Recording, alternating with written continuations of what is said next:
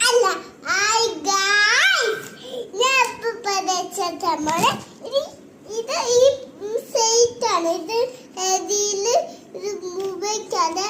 അത് ഓണായി പോകും നമുക്ക് ഇതൊന്ന് അൺബോക്സ് നോക്കാം ഇതാണ് നമ്മുടെ സൈറ്റ്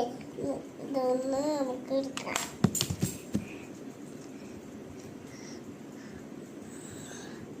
ഇനിയേതാ